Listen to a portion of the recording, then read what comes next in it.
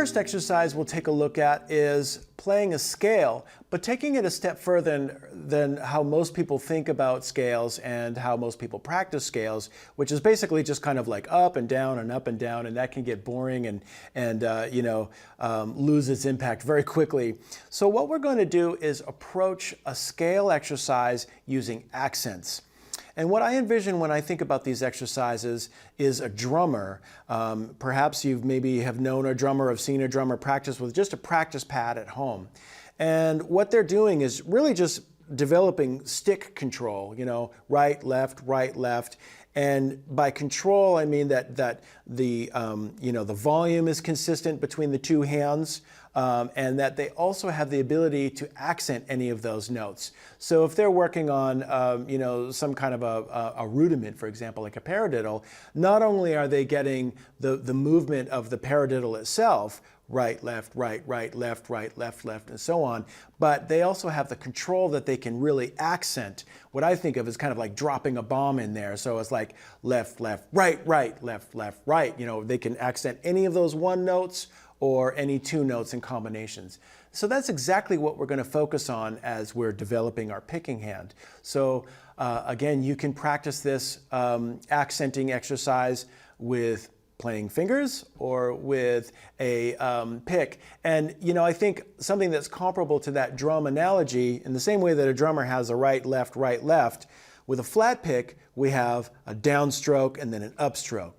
And usually, I think for most people who are right-handed, for example, the left hand is a little weaker, so drummers have to focus a little bit more attention on getting that right or that left stroke as loud as the right stroke, right? And I think it's a similar phenomenon when we're playing with a pick. That upstroke is a little more challenging because it's a weaker stroke for most of us. So this exercise is really good for that. If you're playing fingerstyle, one thing that you can do is play the lines with I, M, or a combination of index and middle, and focus on accenting with the index and middle. So what you're doing, whether you're playing with a flat pick or fingers, is just playing the accented note a little louder or significantly louder than the other notes. So one thing that's easy to makes that easier is to play the scale a little softer than you might normally. So let's take a look at the accompanying music here. What we have is just a very simple one octave C major scale, because our intention here is to really focus on the picking hand and not the fretting hand so much. So it's just a C major scale starting in second position with the middle finger on C, up and down. Okay. So we might want to just start just getting that under our fingers and then maybe play that same thing kind of soft. Or at least a little softer than usual. Now what we're going to do is pick a note in the scale. We'll start with C, and we're going to really accent that. So we're going to pluck that harder, regardless of whether it's with the index finger or the middle finger. Whatever finger is there, it just needs to be louder. And that's kind of the secret of this exercise, so to speak. And it's the same thing if you're using a flat pick. Sometimes you have to make that downstroke a little louder. Sometimes it's the upstroke.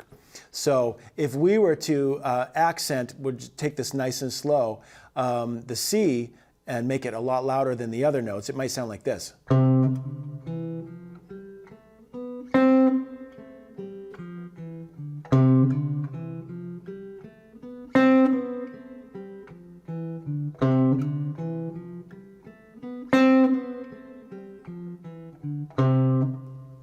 And again, I always imagine a drummer just like, right, left, right, left, right,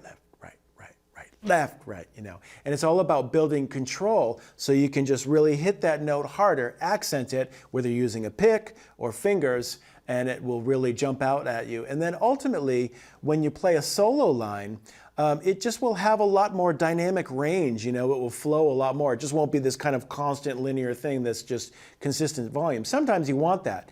But when I think about a specific jazz phrasing example, a lot of times horn players, like if a trumpet player is playing or a saxophone player, a lot of times they'll play a line that's not just dabba-doo, baboo-doo, da-doo-doo, da-doo-doo, da. It's something like babba-doo, baboo, baboo-doo, baboo-doo, baboo-doo, ba-ba-ba. You know, they're really accenting some of those notes, and that's the difference between a musical line sounding really musical or not, in my mind. So this is a great exercise to do. So what I'd like to do is let's maybe bring in the metronome again, and let's play through this exercise together.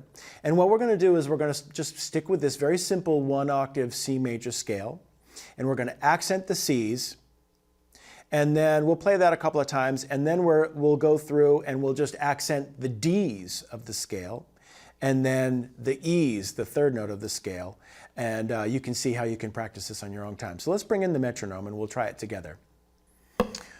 So we're going to play through this C major scale in quarter notes first, nice and slow, and we're going to accent the C's, see what it feels like, and then we'll move on to eighth notes. So here we go, quarter notes first. 1, 2, ready, and.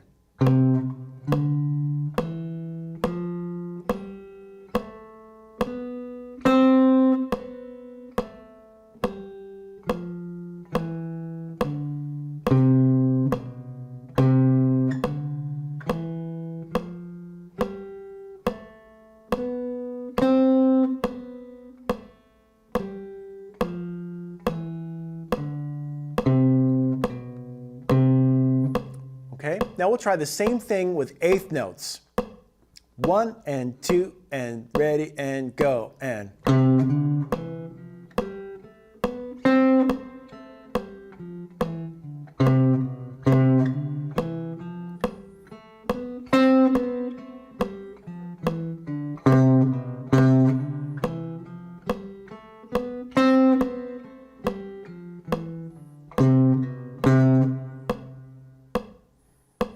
So you can see what's happening here. It's a little challenging because if you look at the accompanying music here, in the second measure, we go down to the B, the note right below our root C. So if we go down below the C and come right back up, we've got, you know, 2 C's, 2 accented C's right away. So it will take a little bit of concentration. So now let's do the same exercise. We'll bring in the metronome again, and now we'll focus on accenting the D's, which is the second scale step, just to mix things up a little bit. And then we'll follow that by accenting the E, the third note. And you can go through all of the notes in the scale. You can accent the F, accent the G, A, and B, and so on. So what we're going to do is we'll play it twice through together, accenting the D's, and then we'll accent the E's just to mix things up again. So we'll bring in the metronome and we'll count it in.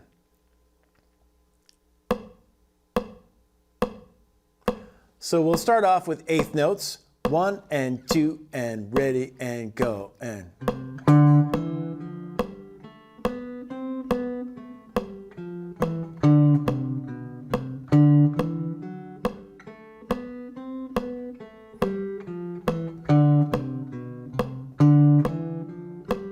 We're just accenting the D.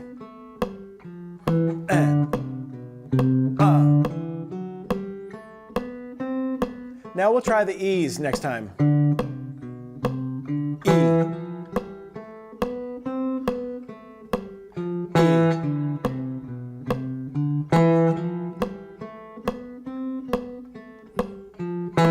Next time, try the F. F.